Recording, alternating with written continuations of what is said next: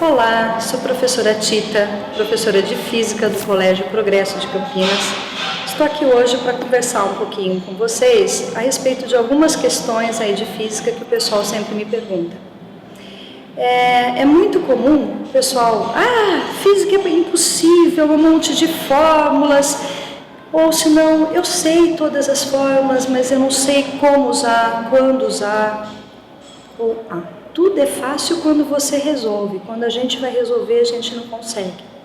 Então, vou tentar conversar um pouquinho com vocês a respeito disso, para dar um pouquinho mais de tranquilidade para vocês.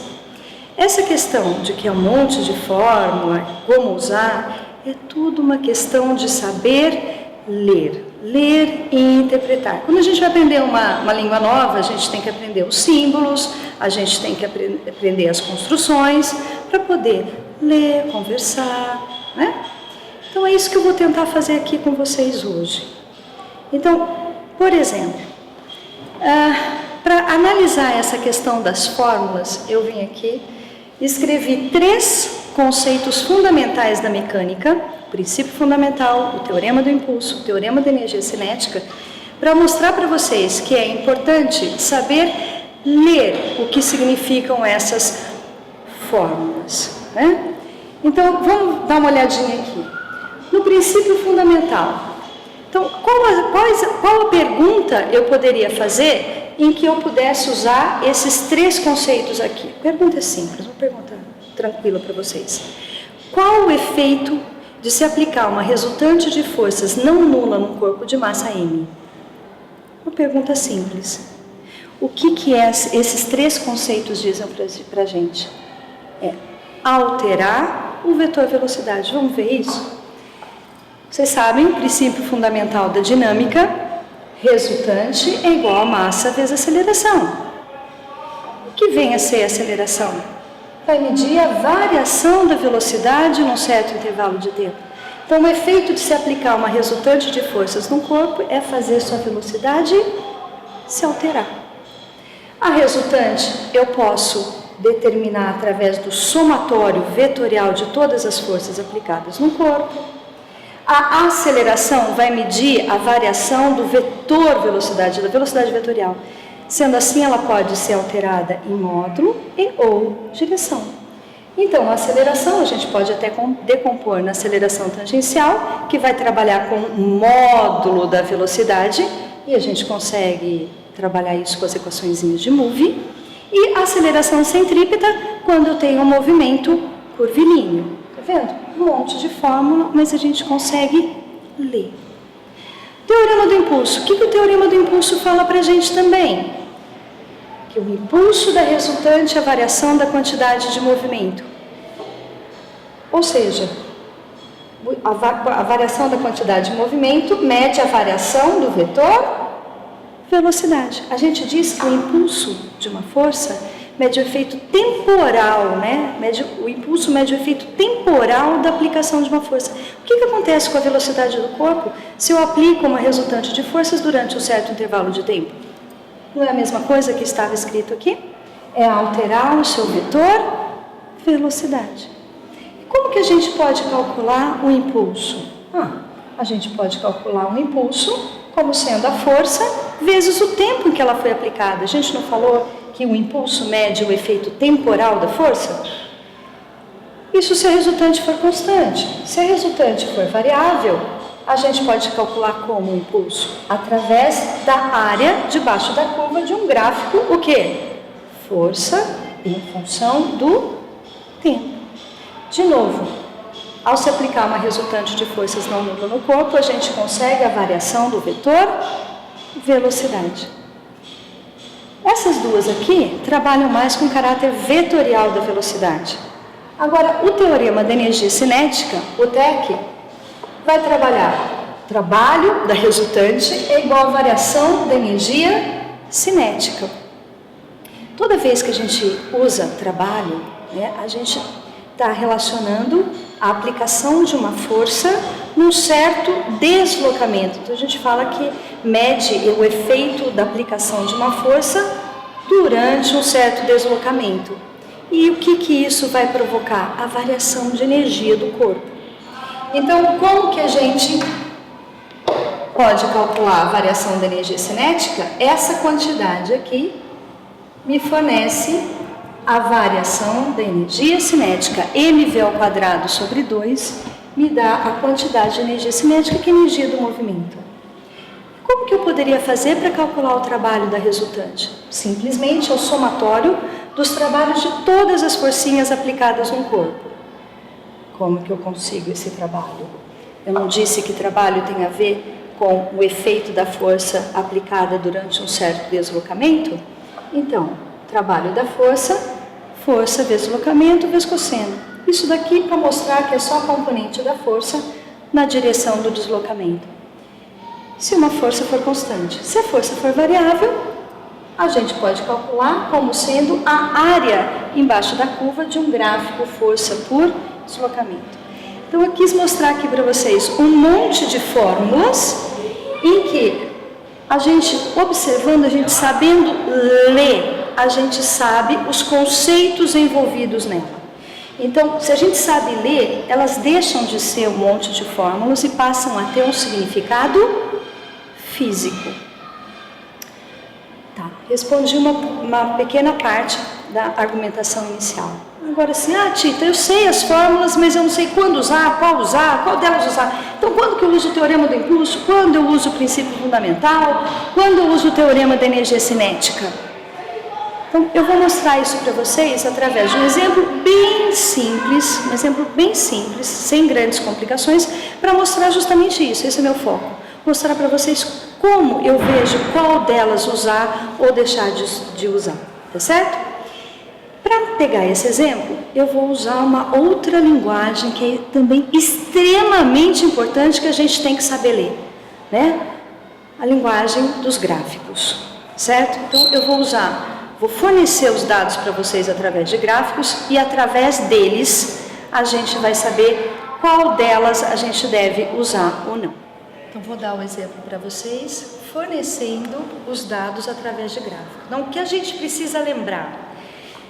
A primeira coisa que eu tenho que ler num gráfico é o que em função do que. Eu tenho que saber se é a precipitação pluviométrica em Campinas durante o mês de julho, é a popularidade de um determinado candidato com o passar do tempo, eu preciso saber do que se trata. Então, eu digo sempre que a primeira coisa que a gente tem que ver num gráfico é o que em função do que. Então, para trabalhar com isso, vamos pegar o exemplo aqui que eu disse para vocês que esse é simples. Um certo corpinho de massa 1 kg, inicialmente a uma velocidade de 10 metros por segundo, fica sujeito à ação de uma resultante de forças R. Desde o começo, eu falei que o efeito de se aplicar uma resultante é a alteração da velocidade. Então, vamos calcular a velocidade que esse corpo vai ter com a aplicação dessa resultante de forças aqui, depois de um certo intervalo de tempo, depois de um certo deslocamento. Vamos ver o que acontece. Essa informação eu vou dar através do gráfico.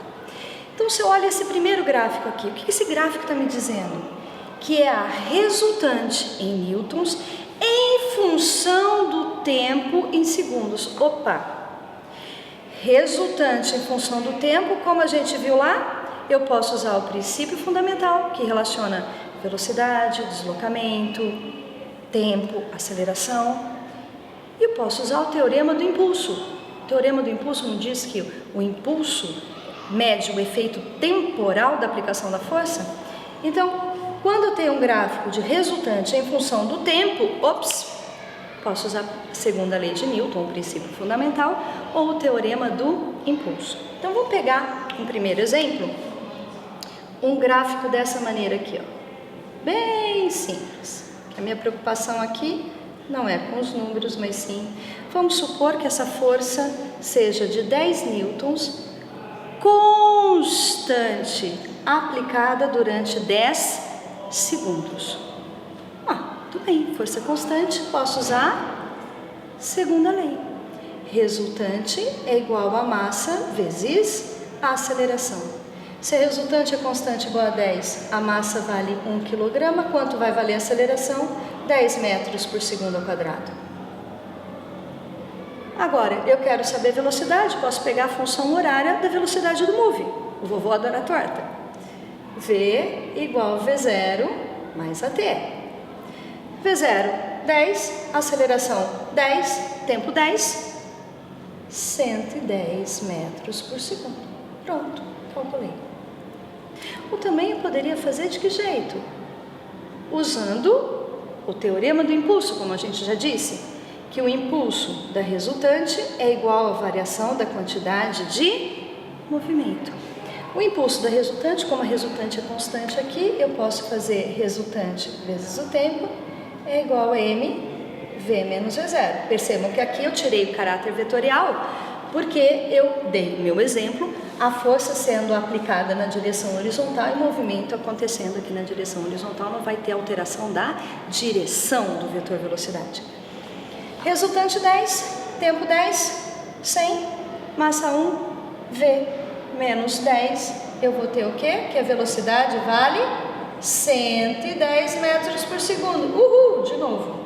Do mesmo jeito, óbvio, né? Teria que dar a mesma coisa. Muito bem. Aqui de novo, resultante em função do tempo. Segunda lei de Newton, princípio fundamental, teorema do impulso.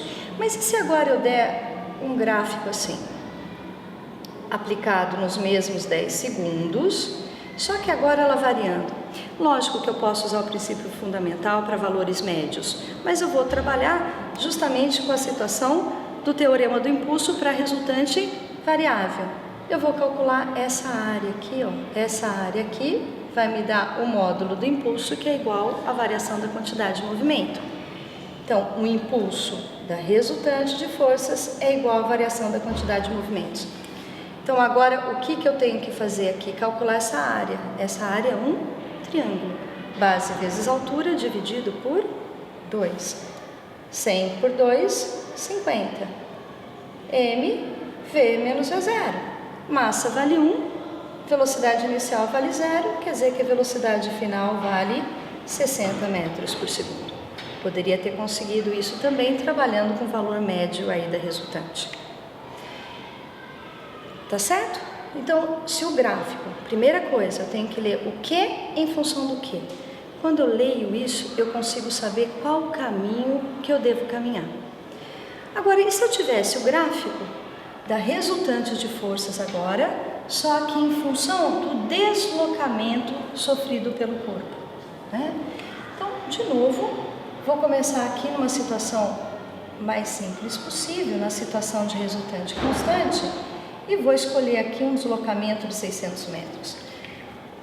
Olha, resultante deslocamento, efeito de uma força ao longo do deslocamento, teorema da energia cinética.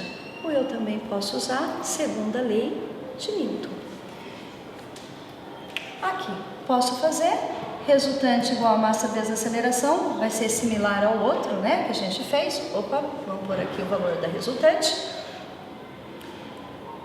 Resultante vale 10, massa vale 1, portanto, o módulo da aceleração também vale 10 metros por segundo quadrado. Só que agora eu não posso mais usar a função horária da velocidade do move. Por quê? Porque eu não tenho mais o tempo, tenho deslocamento.